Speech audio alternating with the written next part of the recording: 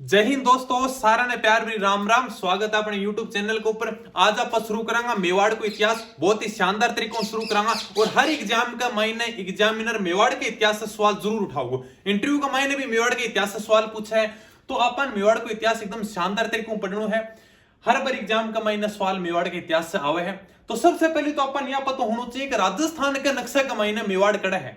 यानी कि आप जिद मारवाड़ पढ़े थे तब भी मैं बताया था भी राजस्थान का नक्शा मारवाड़ आड़ा है, बीकानेर की सीमा आड़ता ही फैल रही थी। भाई अगर आप राजस्थान का नक्शा यही कौन पता होगो कभी याद जगह कड़ा है तो बैंक का इतिहास के बारे में पकड़ा जानकारी पता करांगा। भाई को जरूरी थोड़ी हर स्टूडेंट मेरी तरह होशियार हुआ है, ठीक है ना, या जरूरी तो को नहीं भाई का हकीकत में क्या न पता हुआ है तो आप एकदम जीरो लेवल से शुरू करांगा। सबसे पहले तो आप यही देखांगा कि राजस्थान का नक्शा का महीना मेवाड़ कड़ा है, कितना जिला मेवाड़ का महीना आवा है। जी हाँ, अगर भी आप मेवाड़ को इतिहास पढ़ांगा तो आपको हल्दी घाटी अभी पता ही नहीं होगा हल्दी घाटी कड़ा है। तो सबसे पहले तो अपन मतलब कोई भी आप इतिहास पढ़ाना है स्टूडेंट के मन में दो ही बात आवे, हल्दी घाटी यह जगह सर कड़ा है, कौन से जिला का महीना है। देबारी समझौता सर, ये देबारी कड़ा है, चावंड कट्ठा है। हर चीज एकलिंगनाथ जी का मंदिर कैलाशपुरी गांव सर, ये कैलाशपुरी गांव कट्ठा है। तो हर चीज के बारे में आप एकदम आराम से जीरो लेवल से शुरू करांगा मेवाड़ को इतिहास, और ऐसा 12-13% आओगे को नहीं, ठीक है। तो मस्त रहो, चाहिए अगर बेटे पढ़ रखे हो तो साथ साथ मत रिविजन हो जाओगे, और जीरो लेवल से शुरू कर रहे हो तो घबराने की कोई दिक्कत ही को नहीं। तो सबसे पहले आप बनाऊंगा अपना प्यारा सो राजस्थान को नक्शो, ठीक है भाई। एक विद्यार्थी की मांग आई थी कि सर राजस्थान को नक्शो पतंगाकार बनाया करो। वास्तव में राजस्थान को नक्शो पतंगाकार ही है। तो भाई देखो राजस्थान का नक्शा के मायने यू जो क्षेत्र है ना यू है मारवाड़। यह मैं बात बताई है पहली मारवाड़ को इतिहास के महीने, यो जो क्षेत्र है वो है मारवाड़, और मारवाड़ का जस्ट नीचे है मेवाड़, ठीक है। आवड़ बावड़ की संधि कराई थी हंसाबाई ने, मारवाड़ मेवाड़ की सीमा को निर्धारण हुए थे। तो जस्ट एकदम मारवाड़ के नीचे है मेवाड़, या जो सीमा है यह है मेवाड़, ठीक है। कंफ्यूज को नहीं होगा। राजस्थान का नक्शा का महीना ये ऊपर है मारवाड़, और मारवाड़ से जस्ट नीचे है मेवाड़। मेवाड़ के अंदर सर कौन कौन सा जिला है, तो सबसे पहली बात करेंगे विस्तार की, क्योंकि हर जो अपने क्षेत्र होगा मेवाड़ के इतिहास से संबंधित वो 8 जिला का मायने मिल जाओगे, ठीक है। तो अपन ये पता होना चाहिए कि सर मेवाड़ के अंदर कौन कौन सा जिला है। चलो बीते 1-2 तारा जिला ध्यान में होगा, जी कह दूंगा सर उदयपुर है, चित्तौड़गढ़ है, फिर हल्दी घाटी राजसमंद का महीने है, लेकिन आप 5 जिला है। देखो आप बताऊं बताने विस्तार। सबसे पहले तो है उदयपुर, कोई बात को नहीं भाई, उदयपुर एक जिला होगी। उदयपुर के जस्ट ऊपर है भीलवाड़ा, यानी कि भीलवाड़ा से 150 किलोमीटर की दूरी के ऊपर है उदयपुर, ठीक है। उदयपुर के जस्ट ऊपर है भीलवाड़ा जिला, भीलवाड़ा भी मेवाड़ में आता भाई, देख लो, ठीक है। उदयपुर हो गया, भीलवाड़ा हो गया। उदयपुर के ए साइड में यानी पश्चिमी साइड का महीना तिलक की आकृति वाला जिलो है राजसमंद। हल्दी घाटी क्षेत्र महाराणा प्रताप से संबंधित कौन से जिले का महीना है, हल्दी घाटी वर्तमान में राजसमंद का महीना है। तो हल्दी घाटी वाला क्षेत्र तो अणु है मेवाड़ का महीना है,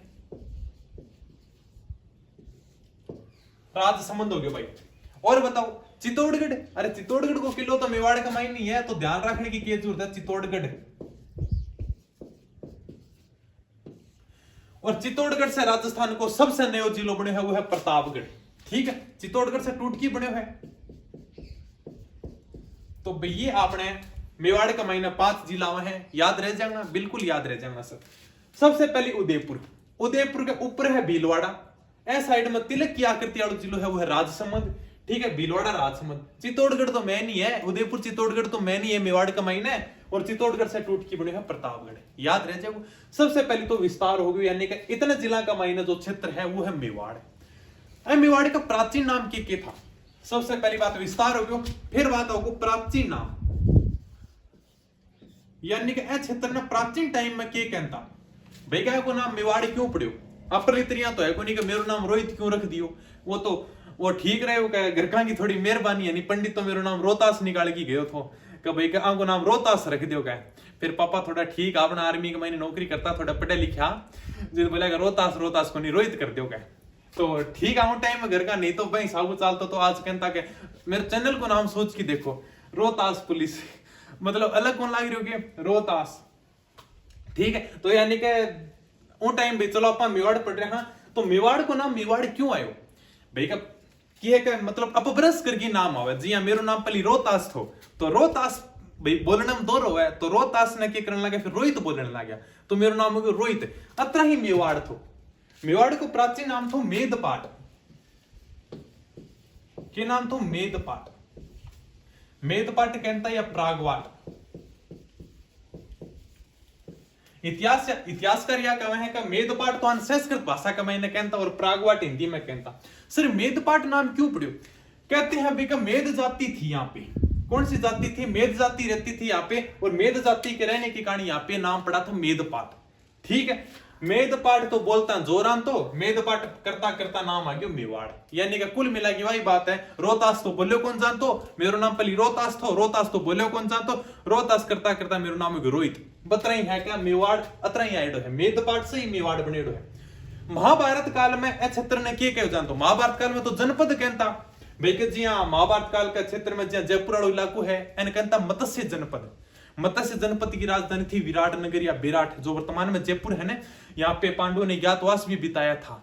ठीक है, तो महाभारत काल का महीने मेवाड़ के क्षेत्र ने क्या कहा जाता? तो सीवी जनपद।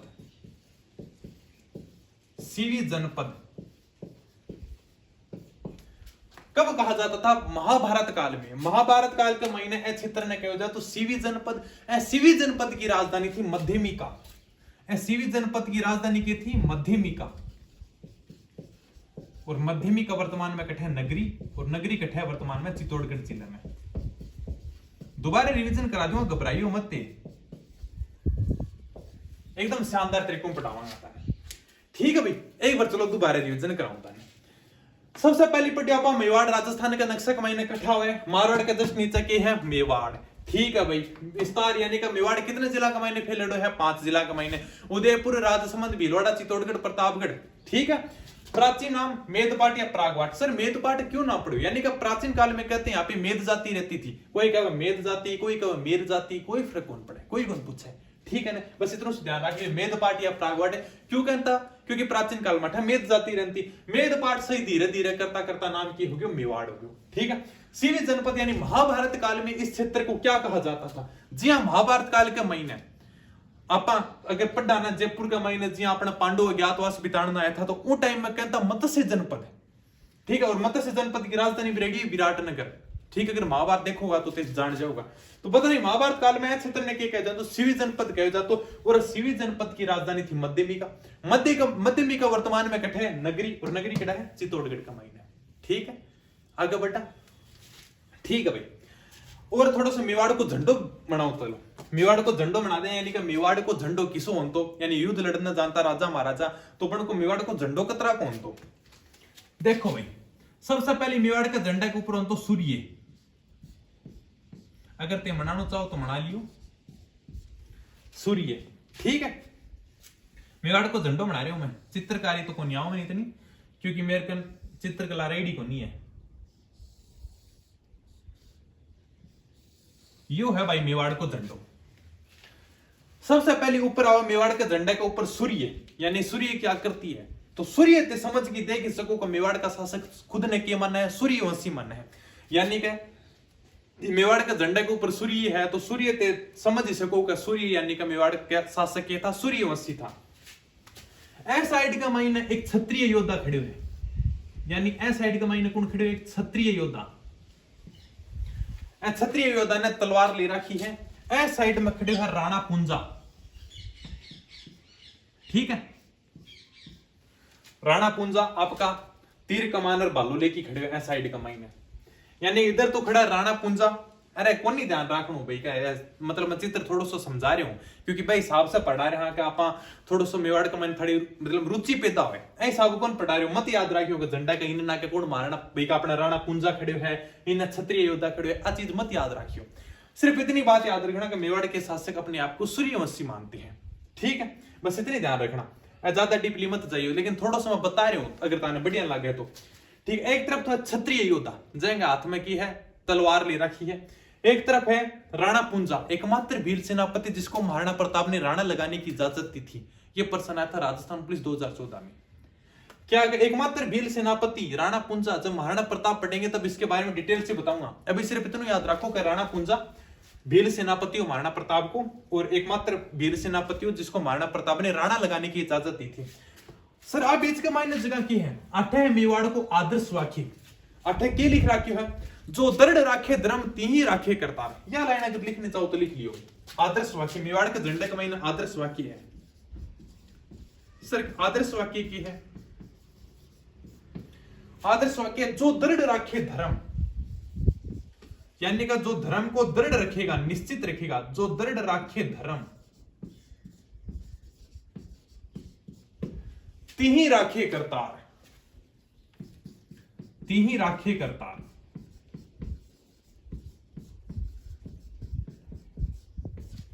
ठीक है यो है मेवाड़ को आदर्श वाक्य जो दृढ़ राखे धर्म तीही राखे करतार यानी कि जो धर्म को एकदम दृढ़ रखेगा निश्चित रखेगा करतार करतार यानी कि तलवार तलवार रखने का अधिकार सिर्फ उसी को है। यो मेवाड़ को आदर्श वाक्य है जो अठ लिख राख्यो संस्कृत का माइन बस ठीक है इतना है मेवाड़ को आपने यो आदर्श वाक्य थोड़ा ध्यान रख ली भाई। बट आगे अब का मेवाड़ के अंदर कौन से वंश ने शासन करो थो मेवाड़ के अंदर गुहिल वंश ने शासन करो थो। सबसे बड़ी बात तो यही है विश्व को सबसे प्राचीन राजवंश है वो है गुहिल वंश। तो अब आप कहानी पढ़ांगे ये गुहिल कहां से आए थे इनकी कैसे उत्पत्ति हुई थी। ठीक है भाई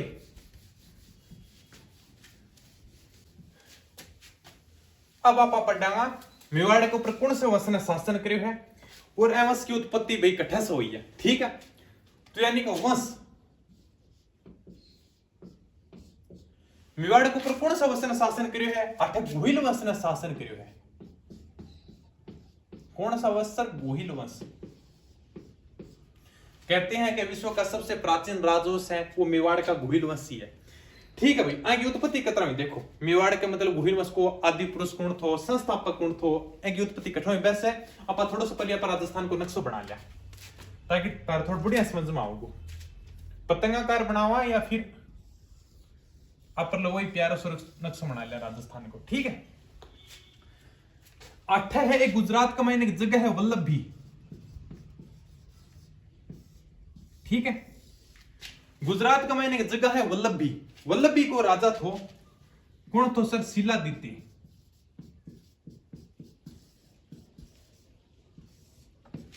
और शिलादित्य की रानी थी पुष्पावती। यह कहानी कौन बता रहे हो है या बता रहे हो कर्नल जेम्स टोड और सबसे ज्यादा मत नहीं मानना है। ठीक है भाई तो यानी कि कर्नल जेम्स टोड की कब है का वल्लभी यानी कि वल्लभी पड़ा गुजरात का महीना है। वल्लभी गुजरात को एक राजा थो जिनको नाम तो शिलादित्य। शिलादित्य की रानी थी पुष्पावती। पुष्पावती एक बार अंबा भवानी की पूजा करने खातिर वल्लभी नगर से बाहर गई थी। ठीक है यानी कि एक बार पुष्पावती है जो की रानी है वो अपने अंबा भवानी की पूजा करने खातिर आपका वल्लभी नगर से बाहर गई थी। ठीक पीछे से क्या करो विदेशिया ने शिलादित्य के ऊपर आक्रमण करो और शिलादित्य ने मार दियो। ठीक है यह बात कहानी कर्नल जेम्स टोड बतावे है कभी का पुष्पावती अंबा भवानी की पूजा करने खातिर बारह गई थी। या कहानी मत याद रखियो सिर्फ बता रही हूं कभी का गुहिल वंश की उत्पत्ति कतरा हुई थी। ठीक है तो पुष्पावती अंबा भवानी की पूजा करने खातिर बारह गई थी। पीछे से शिलादित्य के ऊपर विदेशिया ने आक्रमण करो कोई मत को नहीं मतलब किसी को नहीं पता किसी ने आक्रमण किया। किताब के अंदर भी यही बात लिख रखी है कि शिलादित्य के ऊपर विदेशियों ने आक्रमण किया था। तो विदेशिया ने आक्रमण करो और शिलादित्य ने मार दियो। वह के बाद में जब पुष्पावती वापिस आ रही थी तो भाई पुष्पावती को ब्राह्मणों ने कहा कि आपके पति की तो हत्या हो चुकी है यानी कि वल्लभी नगर ने पूरी तरह तहस नहस कर दियो है। आपके पति की हत्या हो चुकी है अब आप क्या करोगे मतलब कहां जाओगे। अब क्या है प्राचीन टाइम का मायने की हो तो यानी कि अगर पति की मृत्यु हो चुकी है तो पत्नी उसके साथ में सती हो जाती थी। लेकिन पुष्पावती को नहीं हो गई क्यों क्योंकि पुष्पावती उस समय गर्भवती थी और यानी कि सती होने को एक नियम था कि अगर आप गर्भवती हो यानी कि अगर आपके पेट का महीने कोई बच्चों है तो आप सती को नहीं हो उसको। ठीक है तो अब बात पुष्पावती के ऊपर लागू थी यानी कि उस समय पुष्पावती गर्भवती थी यानी कि आप तो सती हो सको लेकिन आपका शरीर के अंदर जो बच्चों है बहन आपको नहीं मार सको। ठीक है तो अब बात यानी कि पुष्पावती उसमें गर्भवती थी तो पुष्पावती गुफा के अंदर गई और गुफा के अंदर इसने एक बच्चे को जन्म दिया। ठीक है गुफा के अंदर इसने एक बच्चे को जन्म दिया जिस बच्चे को जन्म दिया उसका नाम ही पड़ गया गुहिलादित्य। ठीक है भाई यानी कि अब आप शासक शुरू कर रहे हैं पहला शासक आ गया गुहिलादित्य।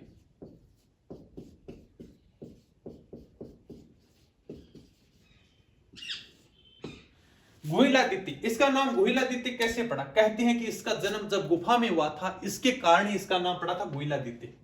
ठीक है, सीधी सी बात है भाई। पुष्पावती ने बच्चे को जन्म दिया, कहां पे जन्म दिया? गुफा के अंदर। बैंक के बाद में ब्राह्मण ने सौंप दियो, कभी देखो मैं तो मेरे पति के साथ में सती होंगी, आप जानो और तारो काम दाम जानो। बैंक के बाद में कहते हैं कि इस गुहिलादित्य की जो देखभाल की थी वो कमलावती ब्राह्मणी ने की थी। ठीक है, मैं लिखा दूंगा, कोई बात को नहीं। और बैंक के बाद में पुष्पावती होगी सती। गुफा के अंदर जन्म होने के कारण, गुफा के अंदर जन्म होने के कारण ही इसका नाम क्या पड़ा था? गुहिलादित्य। ठीक है, तो गुफा के अंदर जन्म होने के कारण इसका नाम पड़ा था गुहिलादित्य। गुहिल वंश का संस्थापक, आदि पुरुष, मूल पुरुष।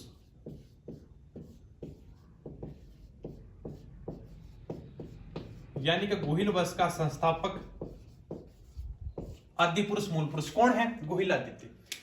ठीक है, गुफा के अंदर जन्म हुए तो ए बात खतरा को नाम पड़ी गुहिलादित्य। तो गुहिल वंश की उत्पत्ति अतरा हुआ भाई। कब होती है? मतलब आप कहानी कद की है 566 ईस्वी के अंदर। 566 ईस्वी के अंदर गुहिल वंश की नींव रखता है गुहिलादित्य।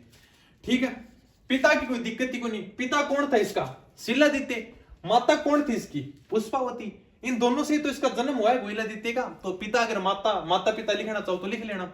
माता है पुष्पावती, पिता है शिलादित्य। फिर कहते हैं कमलावती ब्राह्मणी ने इसकी देखभाल की थी। ठीक है भाई, कमलावती ब्राह्मणी ने इनकी देखभाल करी थी। याद करो तो रख लेना, लेकिन बस इतना जरूर याद रखना, गुहिल वंश का संस्थापक, आदि पुरुष, मूल पुरुष कौन है? वो है गुहिलादित्य। 566 ईस्वी के अंदर गुहिल वंश की नींव रखता है। इसका पिता कौन है? शिलादित्य, जो वल्लभी नगर का राजा था। इसकी माता कौन है? पुष्पावती। ठीक है, तो इतनी बात याद रह जाए कि दूसरा शासक है बप्पा रावलिया कालभोज। बप्पा रावलिया कालभोज। कालभोज को वास्तविक नाम है, यानी को मूल नाम है कालभोज। शासन काल है 734 से लेकर 753 ईस्वी तक। याद रह जाएगा। 1 नंबर पर गुहिलादित्य, 2 नंबर पर बप्पा रावलिया कालभोज। आगलो शासन थोड़ा साफ कर देंगे। देखो भाई, बप्पा रावल की कहानी बताऊं। हारे त्रिशी वाली तारी कहानी सुनी है कि नहीं सुनी? तो कोई बात को नहीं, अभी सुना जाएगा। आपनो काम ही की है कहानी सुनाने को काम आपनो।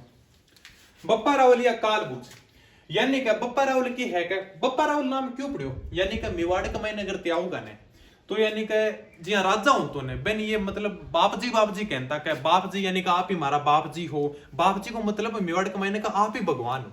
कदी कदी जिया भी पुलिस थाना में भी कोई इसी घटना हो जावे, जिया भी ज्यादा लड़ाई झगड़ हो जावे, तो अगर कोई आदमी रिपोर्ट लिख के आओ तो मतलब अतरा ही कवे मार तो ते बाप जी हो। तो शुरुआत का महीने तो मैं भी कौन समझो, क्योंकि भाई अपना इलाका है जी हाँ, चूरू के क्षेत्र में शेखावटी क्षेत्र का अपना इलाको है, और आपा मेवाड़ का महीना आया तो शुरुआत में समझता कौन नहीं भाई सर, मतलब ते हमारा बाप जी हो क्या मैं यार का मतलब के बात कह रहा है। तो बाद में धीरे धीरे पता चलो क्या मतलब ये सर्वोच्च मानने के, यानी कि आप ही हमारा सब कुछ हो।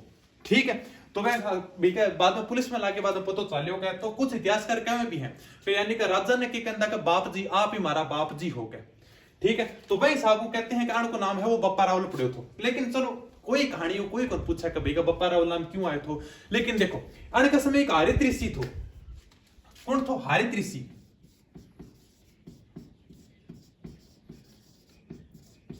हरित ऋषि रहता नागदा का महीने। नागदा कठे सर? नागदा उदयपुर का महीने भाई। यानी कि अगर आप इतिहास पढ़ावाना है तो सबसे पहली जहां कोई जगह होगी ना, तो स्टूडेंट का सबसे पहले मन में सवाल ये आओ सर मतलब जगह है कड़ा? अरे यार मैं भी तो पढ़ेड़ा, तारी जगह मैं भी तो हा, तो या तो है ही कोई नहीं, वैसे तो ऊपर टपक क्या है, मैं पढ़ी कोई चीज। तो यानी मैं पढ़ा ना जी, शुरुआत में सबसे पहले मन में आओ यार नागदा, यानी नागदा कड़ा है? कोई भी जगह होती हल्दी घाटी कट्ठा है, यानी सबसे पहले सवाल वही उठा है कि सर नागदा कट्ठा है। तो हरित ऋषि नागदा गांव का मायने रहता, नागदा पड़े उदयपुर का मायने। ठीक है, तो नागदा का मायने ये हरित ऋषि की गाय चराते थे। कौन चराते थे? कालभोज चरावा है। और हरित ऋषि भगता महादेव जी का। ठीक है, तो कहते हैं कि अंतिम समय में जब हरित ऋषि की मृत्यु हो जाती है तो हरित ऋषि जी स्वर्ग जा रहे हैं। तो वह के बाद में कालभोज कह के देखो कि ऋषि जी का मैं आपकी सेवा करता हूं, आपकी गाय चराता हूं, अब मेरो आठ क्या मन लागोगो क्या। तो कालभोज ने कहा कि चल तू मेरे कन भाई का आशीर्वाद ले ले, तने जो भी चाहिए क्या बता के आशीर्वाद चाहिए। बोले मैंने तो क्या आशीर्वाद कौन चाहिए कि काम करो ते वापिस आ जाओगे। अब बोला कि यार कि मैं तो 500 कतरा आ जाऊंगा भाई का, एक मृत्यु तो एक मतलब सत्य है, जो आएगा वो जाएगा एक दिन। तो बोले मैं तो आगुन कौन सा, लेकिन ठीक है एक काम करूंगा, मैं तो आशीर्वाद दूं, यानी कि क्षेत्र के ऊपर तेरो हमेशा अधिकार रहेगा। कौन सा क्षेत्र के ऊपर, यानी कि जो चित्तौड़गढ़ है, मेवाड़ है, इस क्षेत्र के ऊपर हमेशा तेरो अधिकार रहेगा। तो यह आशीर्वाद दे के जाऊं बप्पा रावल ने, और हरित ऋषि तो चला जाऊं सौरभ के महीने, और बैंक के बाद में बप्पा रावल 734 ईस्वी में, कब 734 ईस्वी के अंदर चित्तौड़गढ़ के अंदर मौर्य शासक था मान मौर्य, यानी कि चित्तौड़गढ़ के अंदर मौर्य शासक था मान मौर्य नराकी, और 734 ईस्वी के अंदर चित्तौड़गढ़ दुर्ग जीत ले। कौन जीत ले? बप्पा रावल। ठीक है भाई, बप्पा रावल या कालभोज, मूल नामा को तो कालभोज, शासन काल है 734 से 753 ईस्वी तक। हरित ऋषि की गांव, मतलब ये गायें चराता, हरित ऋषि रहता नागदा का महीने। ठीक है, हरित ऋषि की जब मृत्यु हो जाती है तो हरित ऋषि आशीर्वाद दे की जावे है, कभी यह क्षेत्र के ऊपर हमेशा तेरो अधिकार रहो, तू आपको मतलब सर्वस्व रहो, तो ये राजा रहोगा क्षेत्र को। फिर 734 ईस्वी के अंदर चित्तौड़गढ़ को शासक मान मौर्य एन हरावा है, और चित्तौड़गढ़ दुर्ग को अधिकार कर लिया। कौन कर लिया? बप्पा रावल। क्या का आशीर्वाद से? हरित ऋषि का आशीर्वाद से। कहते हैं हरित ऋषि ने इसको बप्पा रावल की उपाधि दी थी। ठीक है, कोई बात नहीं, बस थोड़ा सा ध्यान रख लियो। तो मान मौर्य 734 ईस्वी में मान मौर्य को हराकर चित्तौड़गढ़ दुर्ग पर अधिकार कर लेता है, और बैंक के बाद में बप्पा रावल राजधानी क्या बनाओगे? नागदा। ठीक है, और राजधानी क्या बनाएगा? नागदा को। मैं राजधानी तो नागदा ही बनाओगे। मैं क्या बप्पा रावल बोलो कि यार का मेरा ऋषि जी मतलब नागदा का महीने था, नागदा का क्षेत्र में रहना है, तो मैं राजधानी तो देखो नागदा ही बनाऊंगा। जब मैं चित्तौड़गढ़ दुर्ग पर अधिकार कर लियो, मैं शासन चित्तौड़गढ़ दुर्ग से करूंगा, लेकिन मैं राजधानी क्या बनाऊंगा? नागदा को बनाऊंगा। ठीक है, तो और एक दो बात और बताऊं कि बप्पा रावल ने मेवाड़ में सोने के सिक्के चलाए। सबसे बड़ी बात बप्पा रावल की, सबसे बड़ी बात, इन्होंने कैलाशपुरी गांव के अंदर एकलिंगनाथ जी के मंदिर का निर्माण कराया था। भाई ये ध्यान रखना, एकलिंगनाथ जी के मंदिर का निर्माण।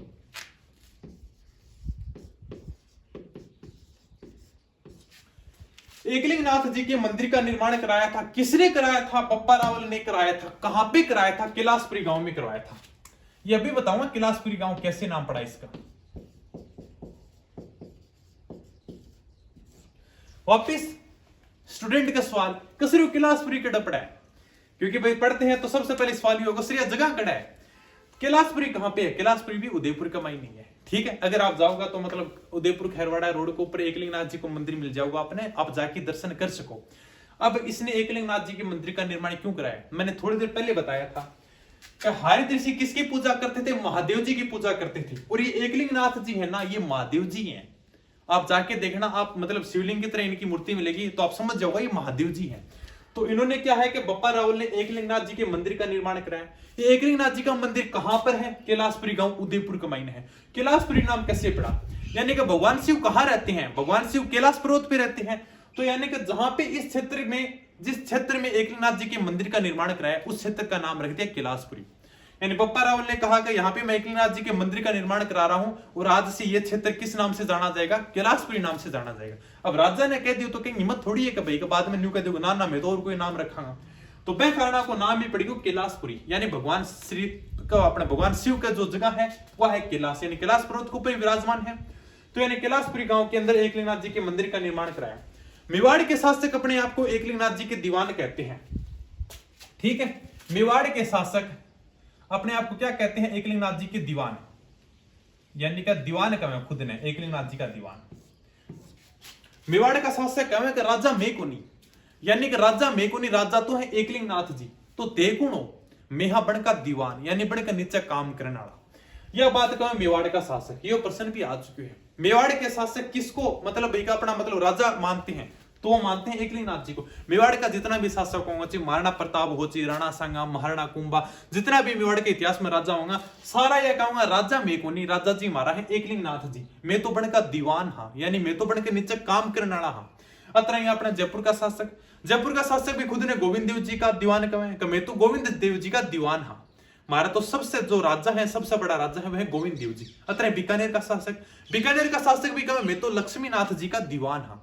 यानी कि राजाओं के अंदर एक परंपरा होती भाई, कोई रियासत के अंदर, यानी कि हमारा तो सबसे बड़ा जो राजा है वो यानी एकलिंगनाथ जी हैं। कोई भी मतलब आपका भगवान ने कहते तो ये जी अपने मेवाड़ का शासक भी कहता है हमारा जो राजा है वो एकलिंगनाथ जी है, मैं तो छोटा सा लोग हाँ, और सबसे बड़ा राजा हमारा है एकलिंगनाथ जी। ठीक है, या हर रियासत के अंदर यह परंपरा चलती। तो समझ गया होगा। तो यह बात खातिर कहता कि मैं एकलिंगनाथ जी का दीवान हाँ। और एकलिंगनाथ जी के मंदिर का निर्माण कहां पे कराया? कैलाशपुरी गांव के अंदर कराया। इसी बप्पा राव ने मेवाड़ में सोने के सिक्के चलाए थे। ठीक है भाई, याद हो जाओ। अगला शासक देखा, अगला शासक है अल्लट। ठीक है, कितना आगे? 1 2 3 नंबर पर आ गया अल्लट। अल्लट की एक उपाधि है भाई, आलू रावल की उपाधि है। आलू रावल की उपाधि कहां पर है सर? यानी कि आलू रावल की उपाधि है भाई, यानी कि अल्लट की एक उपाधि है आलू रावल। पता नहीं क्यों कहते, लेकिन ख्यात इतिहासकार मतलब आलू रावल की उपाधि कहां है, तो थोड़ा सा ध्यान रखना। आलू रावल की उपाधि है किसमें दी गई? उपाधि ख्यात साहित्य में। अल्लट को आलू रावल कहा गया है, किसमें कहा गया है? ख्यात साहित्य में कहा गया। मतलब ख्याता के अंदर, साहित्य के अंदर अल्लट ने एक उपाधि दी गई है आलू रावल की। याद रह जाओ, बिल्कुल सर याद रह जाओ। ठीक है, और आने की एक बात, सबसे पहले मेवाड़ में नौकरशाही का गठन किया था भाई। किसका गठन किया था? नौकरशाही का गठन किया था। सबसे पहले मेवाड़ के अंदर नौकरशाही का गठन किया था। अब कई भैया कौन समझे सर नौकरशाही क्यों? नौकरशाही कह दो, सामंतशाही कह दो, नौकरशाही। अब ते जाए नौकरी की तैयारी करने लग रहे हो, यह है नौकरशाही। यानी क्या करना भैया जी? हाँ, कई की नौकरी कौन लगे ने? मैं नौकर थोड़ी आ गया, मैं नौकर थोड़ी बनाऊंगा क्या, मैं तो बिजनेस करांगा। यानी कि एक बात है क्या, अंगूर खट्टा है।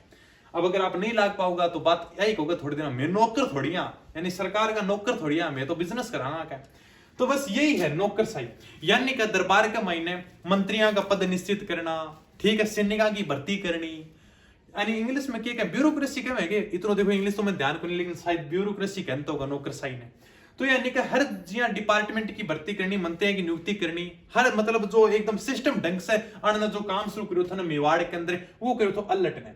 ए बात खातिर क्या कर, नौकरशाही का सबसे पहले जिसने गठन किया था वो था अल्लट। ठीक है, और बात है हुण राजकुमारी थी भाई, हुण राजकुमारी थी हरिया देवी। हुण राजकुमारी थी हरिया देवी से इन्होंने विवाह किया था अल्लट ने। इतिहासकार कहें अगर राजस्थान में कोई अगर सबसे पहले कोई विदेशी भू लाए थे ने तो वो लाए थे अल्लट। यानी कि विदेश से अगर कोई भू लाए थे ने वो अल्लट लाए थे। हुण राजकुमारी, अब आपने कोई हुण था ही को नहीं, हुण एक विदेशी जाति है।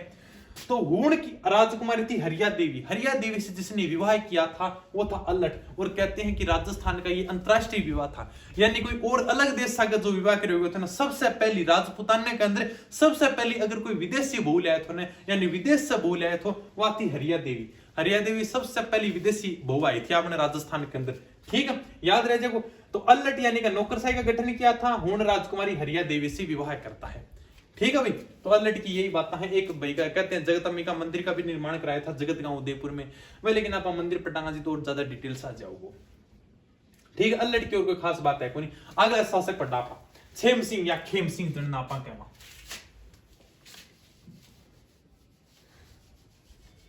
ठीक है, अगला शासक है भाई छेम सिंह या फिर खेम सिंह। वीडियो लंबो तो जाओ भाई, मेवाड़ को इतिहास अगर पढ़ांगा तो हर चीज ध्यान भी रखनी जरूरी है ना।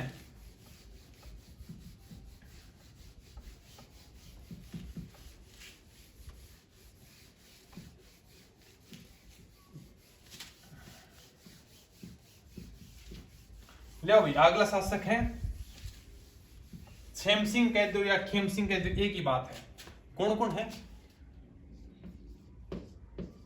छेम सिंह और राहत, ये दोनों है भाई भाई। कहते हैं रतन सिंह के पुत्र थे। अपन को नहीं ध्यान रखना है, सिर्फ तन बता रही हूं, नहीं तो कभी एग्जाम में पूछोगे नहीं कि मैं और, लेकिन थोड़ा सा मैं बता दूं। यानी कि रतन सिंह भैया हिस्ट्री चलती गई, यानी कि खूब सारे बीच में राजा है, अपन तो ध्यान रखना को नहीं। अपने जो बढ़िया बढ़िया शासक हैं जो अपन ध्यान रखना है वह सिर्फ पढ़ांगा अपन। ठीक है, तो छेम सिंह और राहप यानी कि ये दो भाई था। कहते हैं रतन सिंह के पुत्र थे ये।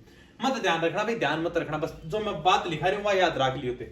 छेम सिंह और राहप दो भाई था। अब छेम सिंह ने तो क्या करो काठे यानी कि गोहिल वंश में ही रहा था, यानी कि इन्होंने तो गोहिल वंश की शाखा चलाई थी। लेकिन राहप की है कि राहप नाराज होकर चला गया सिसोदा गांव में। यानी कि आपका भाई से नाराज होकर चले गए सिसोदा गांव में। सिसोदा गांव के अंदर चले गए और बठे एक नए वंश की स्थापना करी और वह उपाधि लगाने लगा राणा। ठीक है, तो ये भाई और ये सिसोदा गांव के अंदर जाके रहने लगे, इसलिए कहलाए सिसोदिया। ठीक है, सिसोदा गांव के अंदर जाके रहने लगा राहब। राहब किसका भाई था? छेम सिंह का। ये तो भाई इन्होंने तो मतलब गोइल वंश की नींव रखी थी बाद में, ये मतलब गोइल वंश में चलते रहते और ये उपाधि लगाता रावल की। जहां पप्पा रावल है, अब आगे आप पढ़ांगा रतन सिंह रावल है, तो ये रावल की उपाधि लगाता। लेकिन आज छेम सिंह कोई भाई थो, सागी भाई थो राहब, वो चले गए सिसोदा गांव के अंदर। सिसोदा गांव के अंदर जाके अलग नींव रखी और सिसोदा गांव में जाके रहने लगे हैं। बात ये कहलाए सिसोदिया। ठीक है, आगे काम आओगे तारा जिदा पर राणा मीर पटाना। तो ये सिसोदा गांव के अंदर जाके रहने लगे, इसलिए कहलाए सिसोदिया और ये आपकी खुद की उपाधि लगाने लगा राणा। तो यह वंश तो मतलब जल्दी खत्म हो जाओगे जिदा अपने अलाउद्दीन खिलजी आक्रमण करेगा रतन सिंह रावल के ऊपर, यानी अपने भी रतन सिंह रावल और पद्मनी वाली कहानी। वह के बाद में पद्मनी और रतन सिंह रावल यह शाखा तो पूरी मारी जाओगी, यानी यह शाखा तो खत्म हो जाएगी। वह के बाद में यही शाखा चलेगी राहपाड़ी, जो सिसोदिया गांव के अंदर जाके रहने लगा था, जो उपाधि राणा लगाने लगा था। वह के बाद में यही सिसोदिया वंश लगो। वंश तो एक ही है भाई, भाई भाई तो था दोनों, लेकिन बाद में वंश यूं ही चाल लगो सिसोदियाड़ो। ठीक है जी, राणा प्रताप, राणा सांगा, राणा कुंभा, इनके राणा की उपाधि कहां से आई थी? यहीं से आई थी। ये राहब है ना, ये सिसोदा गांव के अंदर चला गया था इस छेम सिंह से नाराज होकर, और वह के बाद में राणा की उपाधि लगाने लगे और ये कहलाए सिसोदिया। जी गोइल कहलाए ना, तो पत्र ये कहलाए सिसोदिया। ठीक है, बस इतनी सी कहानी है, थोड़ी याद रखिए। ठीक है भाई, अगलो शासक छेम सिंह या खेम सिंह राहब पढ़ लियो। ए के बाद में है अपने रावल जेतर सिंह। जेतर सिंह की थोड़ी खास बात है, बढ़िया बात है। ठीक है भाई, छेम सिंह लिख लेना। अगलो शासक है जेतर सिंह।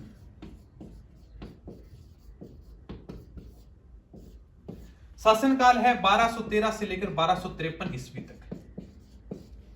अब आड़ा से कहते हैं जेतर सिंह के काल से थोड़ा शासनकाल शुरू होगा, यानी ये तो थोड़ी आप मोटा मोटी पढ़ी थी। आने से एग्जाम में सवाल भी कमी उठे, लेकिन भाई देखो एग्जाम में सवाल कट्ठे से पूछ कर मेवाड़ के इतिहास का मैंने तो थोड़ा ध्यान रखी होती। ठीक है, तो आज आप जेतर सिंह पढ़ लेवा, फिर देखा रतन सिंह रावल तो के पटांगा टाइम कौन मिलेगा 1213 से लेकर 1253 ईस्वी तक जेतर सिंह तक पटांगा आज आप। ठीक है, जेतर सिंह यानी कि 1213 से लेकर 1253 ईस्वी तक यानी को शासनकाल रहा है। खास बात देखो अणकस में वही बुताला का युद्ध, ये युद्ध पूछा जा चुका भाई, बुताला का युद्ध। ठीक है, बुताला का युद्ध, बुताला का युद्ध होता है वो होता है 1226 से लेकर 1230 ईस्वी के मध्य। यानी कोई भी इसी गाइड कोनी, कोई भी इसी किताब कोनी जो बुताला का युद्ध के बारे में एकदम कन्फर्म डेट बता दी। कोई भी इतिहासकार को नहीं है जो या कह देगा कि वो युद्ध की मतलब एकदम निश्चित तारीख है, कोई तारीख को नहीं। लेकिन इतिहासकार ये कहो कि 1226 से लेकर 1230 के बीच में यू बुताला को युद्ध हुआ है। कण कण के मध्य युद्ध हुआ तो यो हुआ तो इल्तुतमिश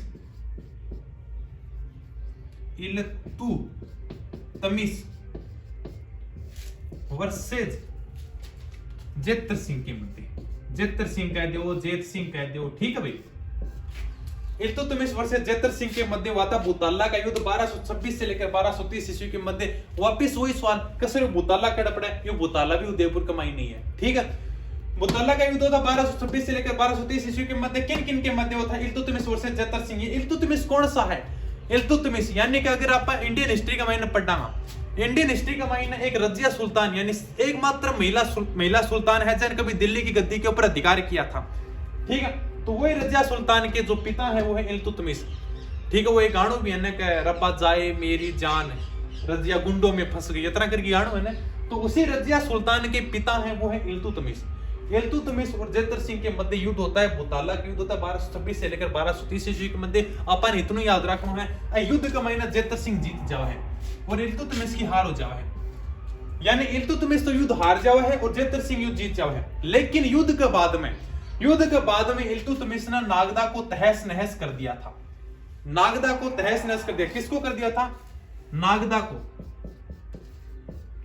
क्योंकि अपने मेवाड़ का शासक की राजधानी नागदा ही थी। तो इल्तुतमिश ने नागदा को तहस नहस कर दिया। वह के बाद में जेतर सिंह को एक बात समझ में आई कि यार का राजधानी होनी चाहिए ना, वो पहाड़ी क्षेत्र के ऊपर हमेशा होनी चाहिए। यानी कि समतल जमीन के ऊपर अगर राजधानी होगी तो दुश्मन हमेशा बहन तहस नहस कर देगा, यानी पूरी तरह एकदम ध्वस्त कर देगा। वह के बाद में इस जेतर सिंह ने राजधानी बनाया था चित्तौड़गढ़ दुर्ग को। ठीक है भाई, कहा लिखो यार बोर्ड पर क्यों मिटाने को और आलस रहा है, सबसे बड़ो मोटो आलस रहा है मेरे बोर्ड मिटाने को।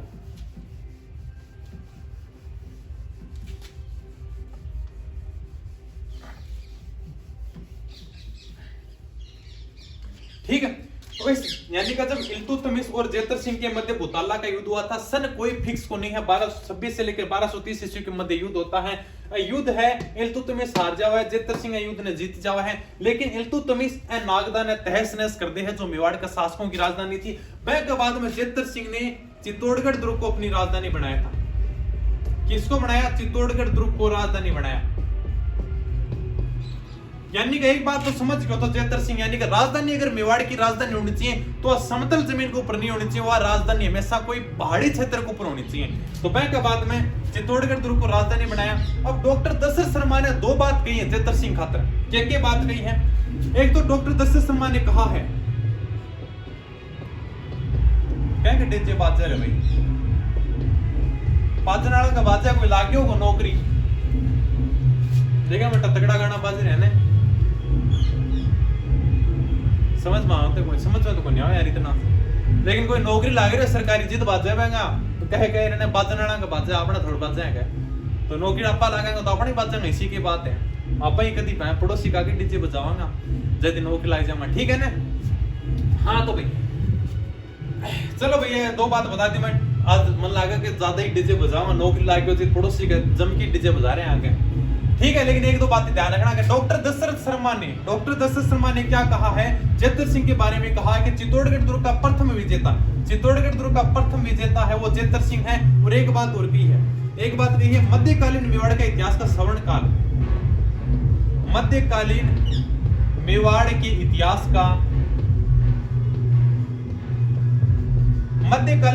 इतिहास का जो स्वर्ण काल है वो रावल जेतर सिंह का काल रहा है। ठीक है भैया, जेतर सिंह तक ही पटाना, आज डीजे बंद कौन करेगा नहीं तो। ठीक है, इतना सो ध्यान रख लियो। अब देवी अपने नौकरी ला जाओ, फिर डीजे बजाऊंगा, फिर मुन्ना भी बुलाइयो साथ में। ठीक है ना? एकदम बढ़िया सागी मिलके नाचांगा। तो ठीक है भैया, अपने बस खूब है, आज जेतर सिंह तक कंप्लीट हो चुके हैं। मेवाड़ का इतिहास धीरे धीरे आप सारा एकदम कंप्लीट कर देवांगा। ठीक है दोस्तों, धन्यवाद, थैंक यू, जय हिंद, जय भारत।